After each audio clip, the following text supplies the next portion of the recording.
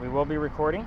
We'll use this for about half the night, and then we're going to swap out cameras. Okay. So you'll see why once we get to that specific location. Don't freeze up on me. That's really cool. Now, you should be able to see me in there. Red, orange, and yellow guy. Did it freeze? There you are. Okay, Yeah. That probably froze up for a minute. Yeah. So the red, orange, and yellow, I normally make the joke that I'm the hottest thing inside the frame, so sorry, Brian, but it works. You're not in the frame. And bridal parties, by the way, I see more than I should. That really kills them. But yeah, cold spots. We're looking for blue and black. So Okay. that's why I make the joke, so you guys remember it. So you guys know about wordplay. Yeah.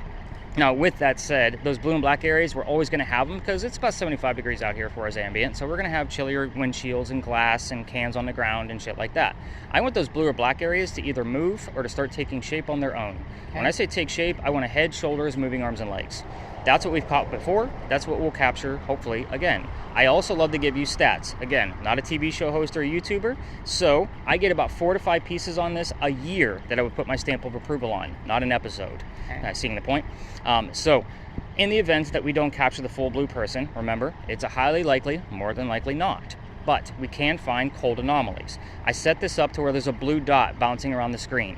That blue dot is there to show you the coldest spot in the frame at that particular moment. It moves throughout the entire thing on purpose.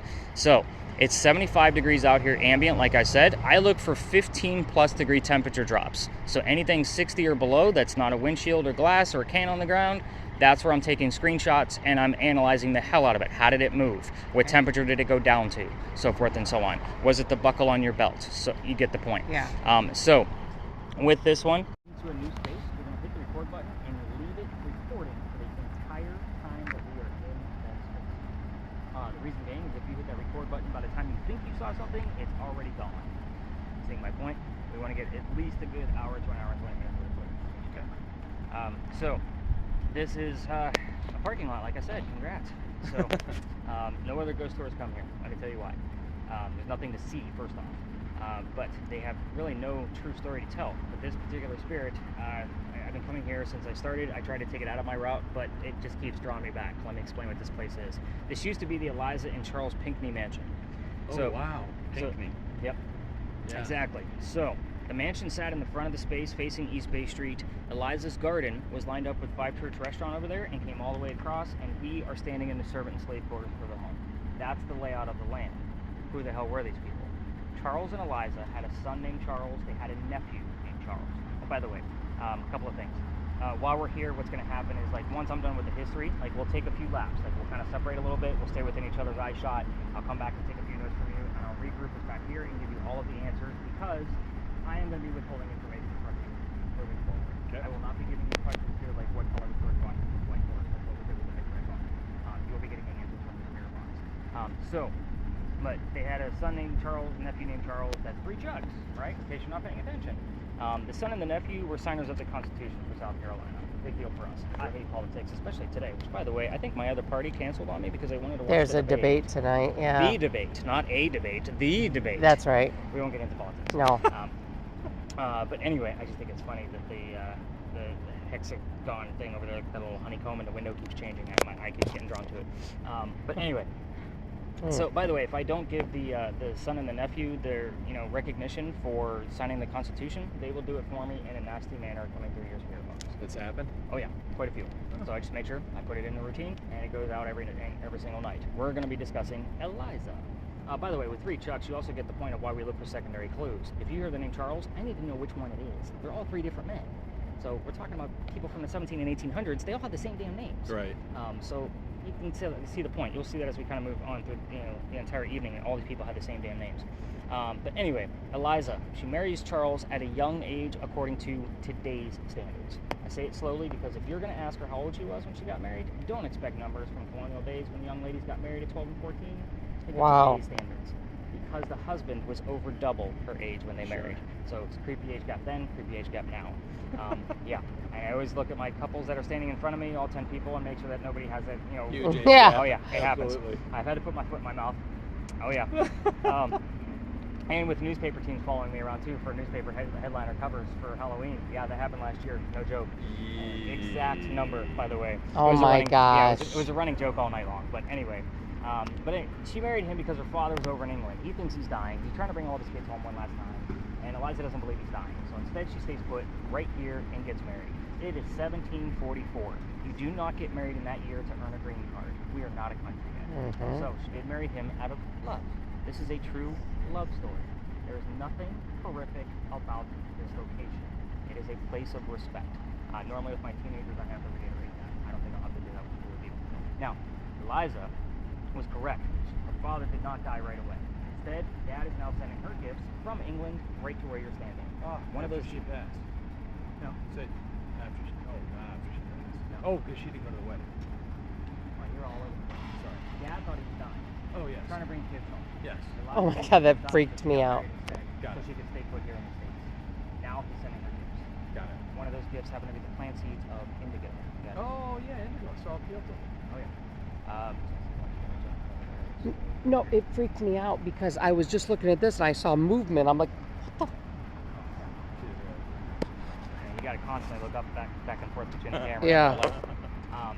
So the indigo, it's a plant that makes blue dye. Makes your blue jeans blue. You're Yeah. wearing it right now because that's how we use it. Yeah. But when she got those seeds, no idea what to do with it. She had to learn from her servants and slaves how to keep it cultivated. It is not always hot here. This is obvious with tonight's weather. Which, by the way, thank you for picking it beautifully. It's gorgeous. It's pipe smoking weather on the porch. I know, sorry. So, no, I already did that. I'm good. Okay.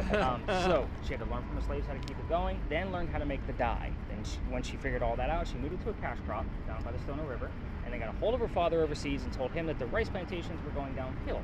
They were going to make a killing with the indigo. And we now have an international businesswoman during colonial times. Something absolutely unheard of. Now, that's all the boring business stuff of Eliza, at least the millennials that I mostly see.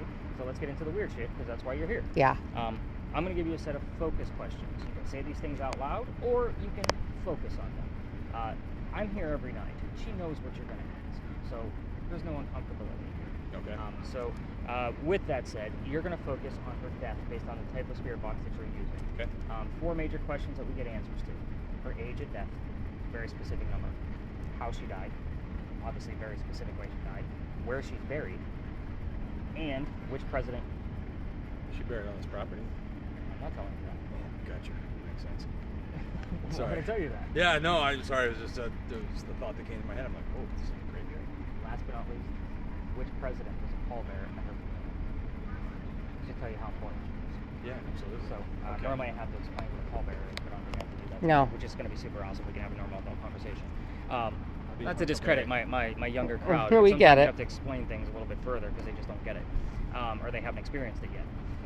So my focus is going to be on what happened to the mansion. Now, granted, I know the answers. So if anything pops up, you're just going to tell me, and it might not always be a direct answer. You might ask a question, the answer might go here, or it might go to the audio of the camera, or my voice recorder. We never know. That's why there's always multiples. Multiple Your TV recordings. shows are always just doing one device at a time, and it's not enough for me. I like to have multiple pieces to be able to communicate. This is truly the only thing that doesn't communicate. It's just going to kind of give me a basic gist of like what's going on in the space tonight. Okay. So I'm going to take like 1 or 2 laps. You guys are going to walk around real slow. Be mindful of other people walking or cutting through here. Okay. And we're just going to stay within the confines of the space. We'll probably do maybe 3 or 4, rotations around here while you're listening and spouting things off like Tourette syndrome. Try to remember what he says because I need to write that shit down. Okay. So again, just have Tourette syndrome. Got it. Then again, if you wanted to give it a whirl, swap devices. And we'll Okay. do it. All right. So this is the one place. And what am I looking for? Just same thing you have Bodies. been. Keep the sky out. So lower, angle it down. There you go. And anything that is, I normally with this location, because you do have, the ground is weird here because you have gravel, you have water, mud, concrete, and asphalt. They're all going to be different temperatures, which is why your ground is different temperatures. I see that. So the water is obviously going to be colder. We have a little bit of mud over there. Yep. So mud contains water, so it's going to be cooler than everything else. I normally look at the wall to see if there's anything anomalous moving across the wall. Okay. So the wall is all the orange and yellow. Yep. That's what you're mainly going to be watching for. Okay. So it's kind of a weird angle because we have to try to keep the sky out, but we won't be able to find those anomalies if the sky is in it. Okay. Just because of the weird temperatures that are in this spot. We have not had a damn thing on here yet. We've been eyeballing it back and forth from time to time. Words that I have so far. Let's see. We have garden. I like that. Oh, weren't we just talking about my porch? Yes. We were just talking about my porch. Kill. It is going to try to give us some spooky terms. That's Cool, good. So you know. Most of them I throw out. We're okay with spooky. But yeah, the word garden, I'm excited about that. By the way, this is me excited. Because we're standing in it. Oh, Pretty we're much. standing in slave quarters. Well, we're standing in the slave So quarters. this is coming from that? No, it is listening to radio stations. Okay. So do you see the numbers up here? Yeah. It's moving through the hertz of the stations. I see. So if it recognizes something from its 9100 word dictionary, it puts it on the screen for us. That's how it works. I Okay. keep everything nice in the middle, so that way it's not trying to, manipulate anything or try to make mountains out of molehills. But the fun thing is the word list. I mean, you can't deny what they are when they start to show up. Yeah. Right. And if you're standing in a certain spot and happens to be in the middle of the garden, and the word garden pops up. Well, we just mentioned regarding. Exactly. It's all about the vibe. Yeah. So obviously I haven't gotten anything from this yet. But it does say the word off. So she might be feeling a little bit off tonight. I already told you what the moon phase was. We're Yeah. at 48%. So we'll see how it goes. Okay. 2.9. 5.4. Now she wants to start talking to me. And we're gone. That's 5. So if that was coming from a man-made object, like a phone, it would hover. 5.0, 4.7, 5.6. Similar hertz. So when we go from 5 to 0, like, I'm a little excited about that. I know what the average for this location is. I'm not too excited yet. Okay. So we'll see when we start moving. Cool. Okay. I love how you're going to get that damn recording back. You know that, right? You don't have to record the recording. I still think it's so fun to see you and him and this and that, which is nothing. Nothing. There's no ghosts yet. No, she's here. She's hiding. That's She's fine. always here. That's fine.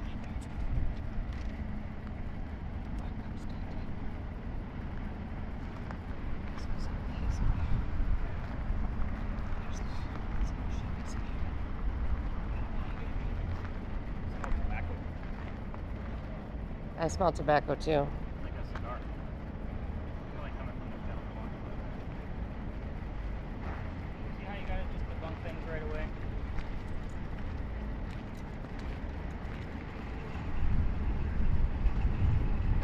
You tell me if I need to turn my camera if you see something over there.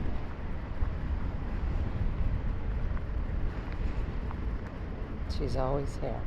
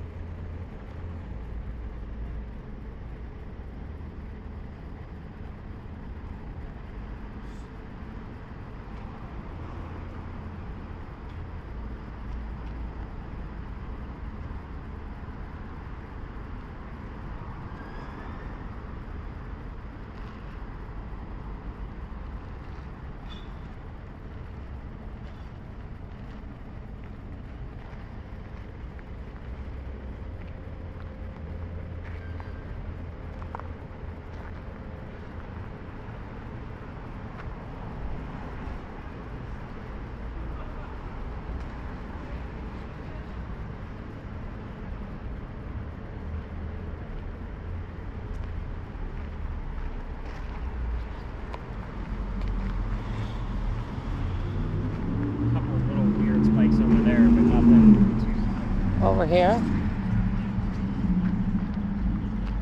Yeah, I mean it's flat. This is weird. This does not happen here. Like the fact that it's 0.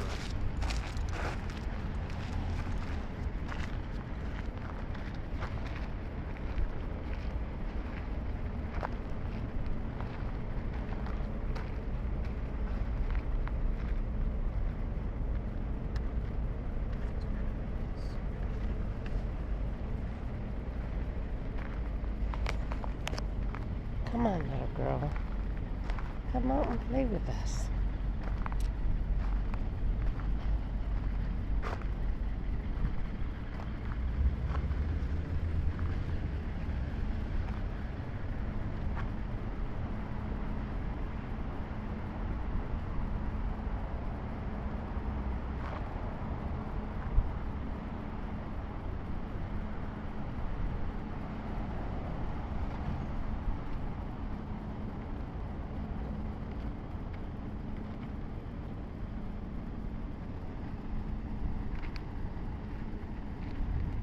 Let's see what he's got going on. Let's see if he's hearing anything.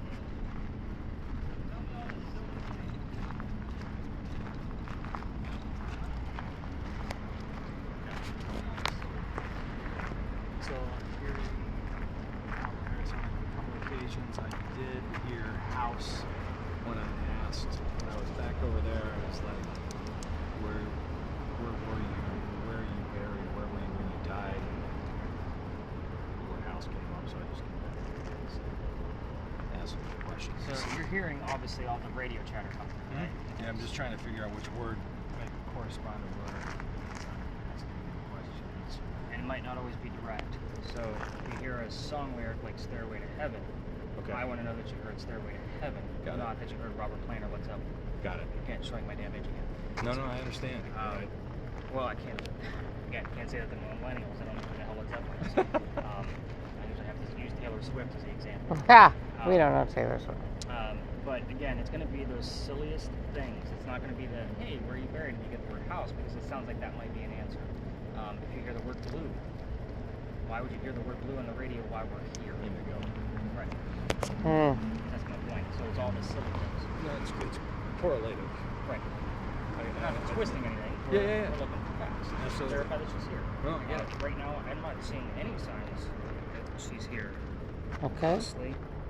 So my readings have only gone up to an 8, which is pretty low for this location. Now that might be astronomical for some others, outdoor spaces, but for here it's light. Okay. The average is about 18 to 22 here. Okay. Hmm. That's what I normally see out of this, and see Okay. if we can get anything. If not, we'll wrap this up.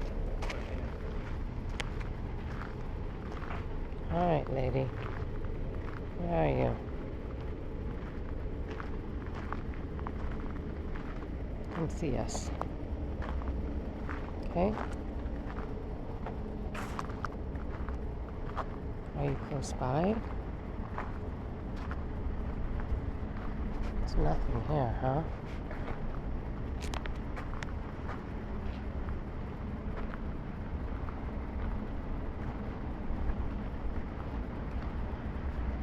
Anything?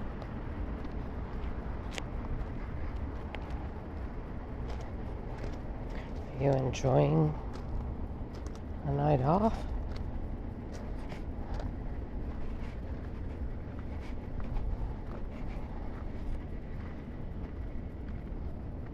What was that sound?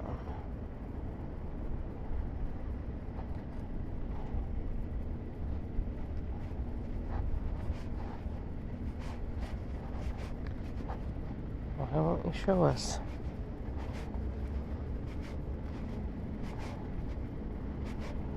Let's go in the middle.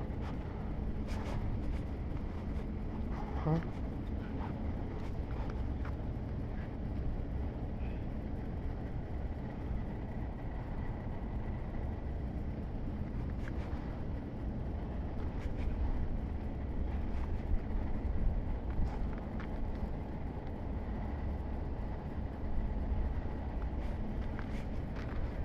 I saw you.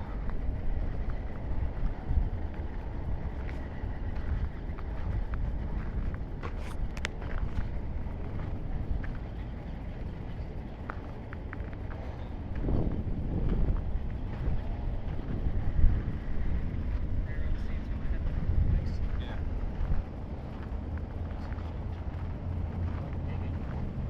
Get a lot of gardening.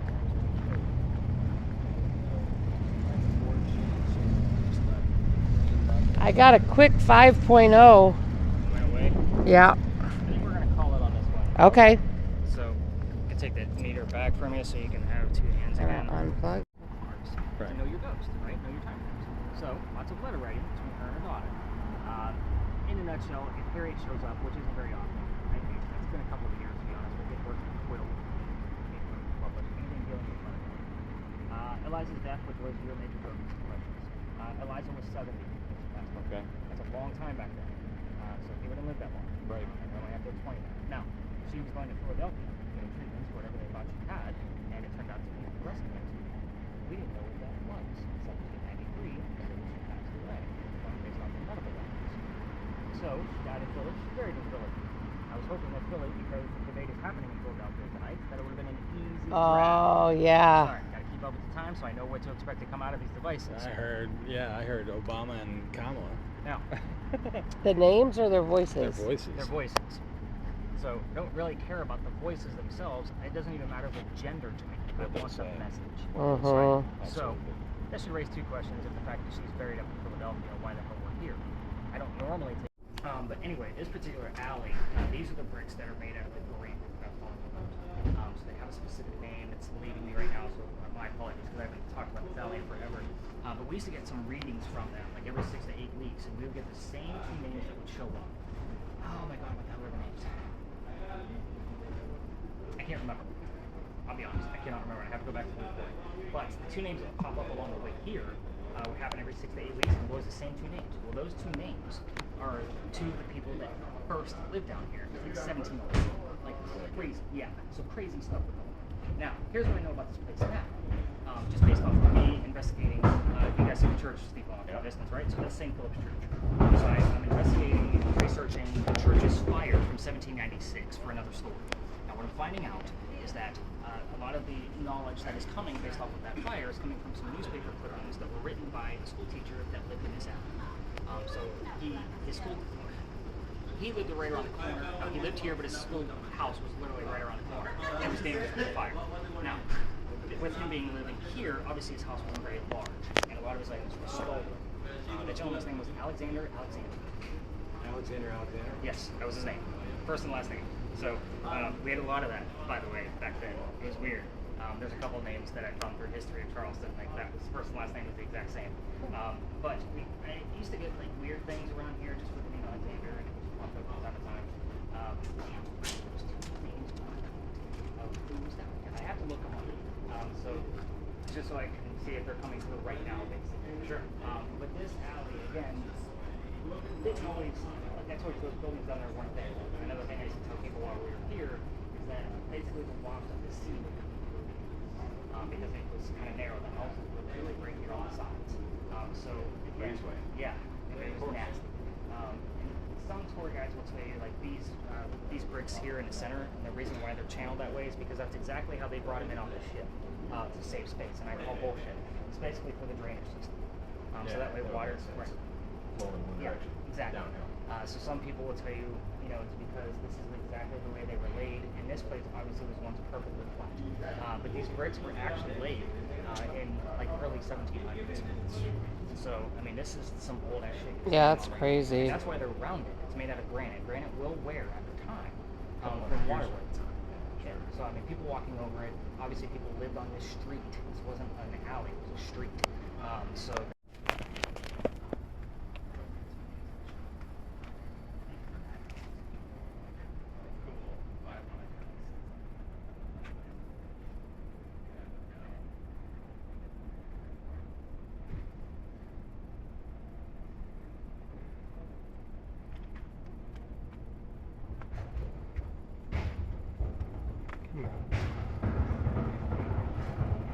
I won't talk about any kids. I don't want to know about any kids.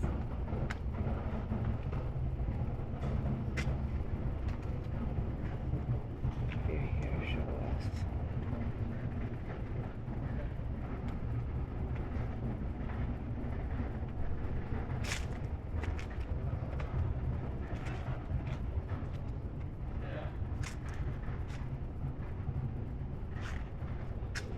So for the record, I would never walk down a dark alley by myself ever in a million years. Especially by myself. But I feel like I need to talk to somebody.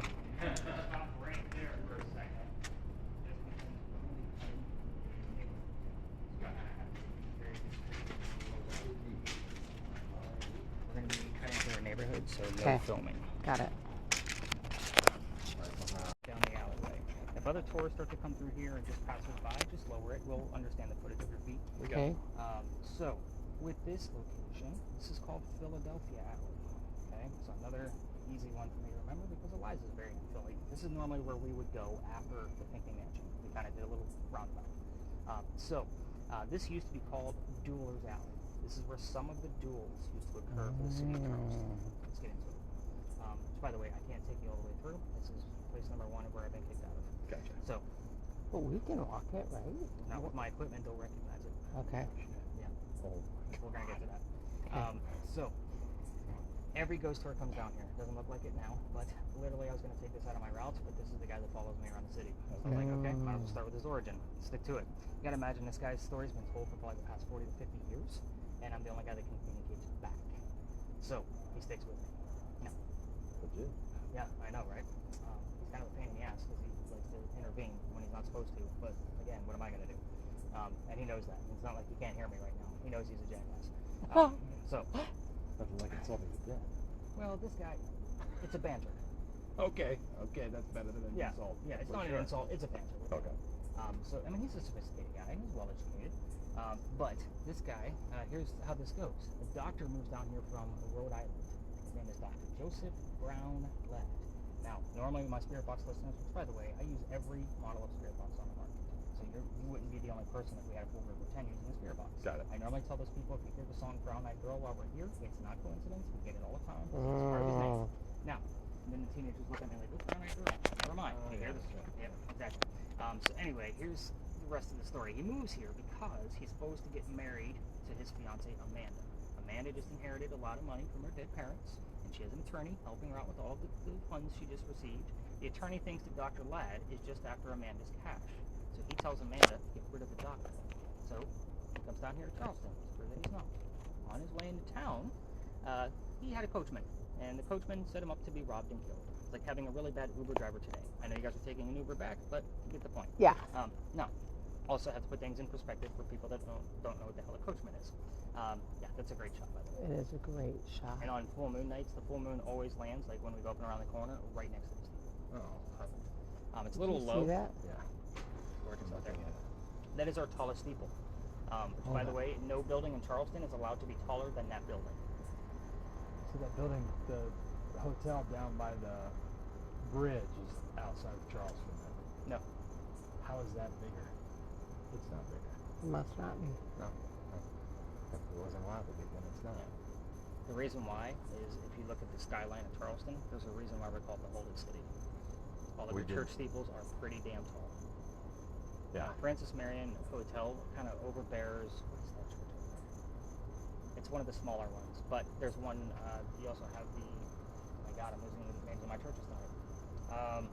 There's one really close to Marion Square that kind of overbears all of it. So you don't notice the big block Francis Marion Hotel. You notice the giant church steeple. That's the Citadel Church Francis. I forget what that was called. But it's a yellow building. Okay. But anyway, back to Dr. Ladd. Somebody was walking by, seen him in the coach, and knew it was about to happen to this newcomer. And somebody walking by was named Ralph Isaacs. I say his name slowly because Ralph has the same initials as where the doctor came from, Wow. Rhode Island. We were getting the letters RI all the time on your Spirit Box, so I bought a new device that basically acts like a digital Ouija board, just to see if we would get the actual letters. We have about 6 to 7 times in the past year and a half. Cool. Take that for what it is. Now, moving on, Ralph tells the doctor, the new guy, he says, dude, I know this guy, the coachman. He's going to try to kill you. Come with me. I got friends at 59 Church Street, and they'll rent your room. You'll be safe. You'll be good. Doc took him up on the offer. They became friends. The longer the doctor stays here, the more money he's making, proving his point. He's not after Amanda's money. She gets wind of this. She's coming down so they can be married. Dr. Ladd became known as the Whistling Doctor. This is the reason I wanted to take this story out. Not to mention, every ghost tour comes here. Every haunted city you will ever visit is going to have a cliched whistling ghost. We all have one. This one just happens to be a doctor. And yes, I have legitimate things coming out of the Whistling Doctor. We're going to get to that. Cool. So, why are we standing in Dueler's Alley? Dr. Ladd and Ralph go see plays together. They can't sit next to each other because the doctor makes more money. He gets better seats. That's the hierarchy of Charleston. The way shit goes on down here. Now, they go see Richard III from Shakespeare, as you both well know, I'm sure. And they're walking home talking about the new actress they just saw. Doc thought she was great. Ralph did not. They start arguing, and Ralph is now insulting the doctor's fiancée, Amanda, back home in Rhode Island, and it got really ugly between the two of them. They go their separate ways. But Ralph goes to his friends at the newspaper and places an ad in the paper telling the whole city of Charleston what he thinks of the doctor. Kind of a, you're a disgrace to society kind of bullshit. Well, Doc saw the ad, and he rebutted with, let's go to Dueler's Alley. We're going to settle this. Somebody's going to die. Yes. Now, so, mind you, this whole argument started over an actress, which I'm sure the two of you find very humorous at this point. So, they come down here, back to back, took their 10 paces away from each other. They turn. Doc points his gun in the air and shoots his one shot. He did not want to kill his friend. Just needed the courage to show up, just like most ghouls back then. But Ralph still has his one bullet, and he puts it in the kneecap on the doctor. Oh! Doc didn't die, fell to the ground. Ralph proved his point. He's still pissed, not willing to forgive. Doc's friends picked him up, took him home to 59 Church Street. He dies 10 days later, Shut up. November 2nd of 1786, after refusing medical treatment. Two things. 1786. Gunshot wounds, they're not like what we know them today. So it's really not the abrasions that we think of. with a Right, gunshot wound. right. Secondly, he's a doctor. He probably just thought he had lead poisoning and tried to bleed it out himself. Oh my God. But he failed. Obviously, because he died. Now, every ghost tour tells you to listen for the whistles while you're here. Your camera's recording, so is my voice recorder. If we're going to get a disembodied whistle, more than likely will come out of those two devices. So, your spirit box can't tell you how many times during my spot checks, you know how my increments work, Yeah. that I've caught the whistling part of a song and the word doctor immediately after from a commercial. Dozens upon dozens of freaking times that it's occurred to me. And again, I'm not looking for anything. It just happens Yeah. all the time. So, if you're going to walk all the way through here without me, because I know you guys are leaving tomorrow, use your voice recorders from your phone. Okay. It's okay. Just remember, every local knows the damn story. Anybody Okay. walking up and down Queen or Cumberland, we all throw a whistle down the alley. That's kind of how this works. Again, I always tell people, just wait for it. Now, nice quiet night like tonight. It is a location where I have a crazy voice recorder that I was checking out, and it was something new for us. We put it in this alley, obviously, because you're supposed to be listening for something. We had a whistle in the back. Like, very, very faint, but it is there. I do obviously have those whistling doctors coming out of FM frequencies, so very cool stuff. And we get a lot of things, and I still haven't told you about the doctor that still show up about him. There are things about his family that I haven't told you anything about, and if they show up, you will know about them. That's kind of how this goes. Here's how I got thrown out of here. Obviously, you guys wanted to know the history of alleys. This ties in perfectly for what you wanted to know. This alley didn't always go all the way through that way. So, reason why, there was a wall about halfway through where we're standing in Cumberland Street. So, this used to be called Cow Alley. This was before it was Dueler's Alley. So we're going to go back further. Okay. This is where they kept all the livestock for the city of Mm, Charleston. Cows, goats, and chickens. That's where I got the nickname Cow Alley. Can't tell you how many the word cow shows up on the word list while we're here. But anyway, the reason I'm telling you this is because they started down there and slowly worked their way this way, and it just grew and had different names along the way. Those bricks are older than the ones we're standing on. Those are sun-dried bricks from slave children. There's a full handprint from a slave child down there in one of those bricks, and you can see that it's a child handprint, and some fingerprint swipes in others. I used to take my groups all the way through. After telling them the Lodge Alley story, we would come in here, and then I would tell them the doctor story outside this gate so all the other tourists can have their space, and then I would take them down and show them the handprint for a history lesson. Nothing paranormal about it. Really? Because you already know how I feel about cemeteries. That kid's not there. Yeah. Right, right. November 26, 2020, my entire group of 10 people stops and huddles around the damn brick waiting for something to happen with the equipment I hand out. I'm trying to shoo them along because I know don't that get it. we're also outside the dining room window of the beautiful mansion at the end of the alley. I'm trying to be respectful, Sure. and I didn't realize I was out of bounds. The new owner of that mansion came out screaming. My daughter thought it was hysterical. Ha. She was on the tour that night, and she's about 14 years old. Yeah. She thought it was great. Well, we just moved on. There was another story that I used to tell is that the ending back down on East Bay Street, so we needed this alley to be able to cut through. So we went through and we were done. The next day was Thanksgiving. I don't tour on Thanksgiving. I don't do any holidays anymore. Primarily Thanksgiving because I worked in upper management for Walmart before I did this. Oh my God. You guys fight over towels on Thanksgiving. Oh, You yeah. started me for life. Yeah, I am right, never right. working another Thanksgiving in my life. Yeah, So I understood. next day was Black Friday. Called my partner that I told you guys about earlier, and I told him what happened. He laughed his ass off just like my daughter did. And I was like, dude, you're supposed to tell me about these warnings. Yeah, I didn't know it was out of bounds. He's like, well, complaint's already been filed. You got to reroute your group. I'm like, well, shit, I don't have another story going that way. So I told my team that night, because I'm sold out again. It's Black Friday. Again, my tickets were much cheaper. Yeah. So I told him, I was like, I get into vampires, not pirates. We're going to be discussing pirates next. However, I did not tell them which pirate we would have been investigating. Before we left, somebody with a spirit box heard the name Anne. I didn't tell them which pirate. It was Anne Bonny, the famous female pirate. Yeah. I was like, well, hot damn. We go up and around the corner. I told them my pirate story, which, by the way, that's the next space that we won't do tonight because I've been kicked out of there too. Okay. But I told them what I did know about pirates because, again, I only had a quick day to research, like try to find some quick facts, right? Somebody else heard the number 300. I didn't know what it meant. I wrote it down. Next day, I'm doing the research, and turns out we were there November 28th of 2020. Anne Bonny's trial for piracy was November 28th of 1720. We were there on the exact 300 anniversary. I was quite pissed off. You already know I'm a writer and researcher. Pirate stories for me are a big problem because whenever you guys found something based off that pirate story, I had to read a shit ton of books. Reason why is because pirate stories are based off of pirate lore, which was written 100 years Right, after right. the golden age of piracy. So we're talking about things that happened in the early 1700s, wasn't written about until the 1800s. So I had to read a shit ton of books, became like this big giant pirate expert. I love it now. I play video games, watch documentaries, read a million books. Half my library at home is all pirate stuff now. But again, now I can't tell the damn story. So so I had to come up with something else. Normally what we would do next is I would take you up and around to that cemetery. We would look for an apparition that is a common like ending to all other ghost tours. And I was like, I really don't like doing this story because first off, the picture that is found is said to be cursed to females. So I was like, what else is nearby that I can actually do? So I think what we're going to do, we're going to go straight into, like we're going to skip even the regular one, and I'm going to give you a new, actually that's not going to work either. So yeah, I guess we're going to primarily be using this camera tonight. We're going to go into our last experiment. Are you guys familiar with the Estes method? No. Okay, here's what's going to happen. Normally, with parties of 4 or more, so when I have 4 or more people, I take 2 people, and I sit one of them down, and well, they're both going to sit on a bench, and I basically go teach the other 2 or more people the history, and then we come back and I give the person with the spirit box a blindfold. They have know nothing of what to do, and I talk to them as if they're the ghost, and they are going to literally listen and spout off whatever they're hearing like Tourette syndrome, and it should look like a conversation. The secondary person is going to, well, I'm going to figure out how we're going to do this because you partially listened to that spirit box tonight, so we'll kind of see how this goes. But the secondary person wears a virtual reality cam, and what happens here is it's going to create images. Like, you're not going to be up walking around with it.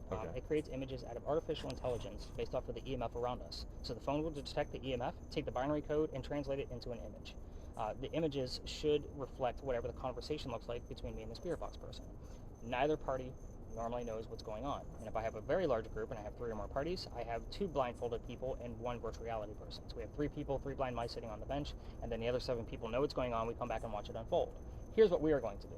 First off, I'm not going to blindfold anybody tonight. I don't do that when it's just 2 people. It's just very uncomfortable. However, you are going to put on those headphones and you're going to literally spout off whatever you hear. Sure. You'll be wearing the virtual reality cam, and you'll be describing the images. He's not going to be able to hear you. We'll talk about that once we get up there. But I will not tell you the history until after the experiment is over. Okay. Does that make sense? Yep. So that way, you guys are like, this story. Sorry, yeah, So I'm with you. the difference here is we are going to be walking up like another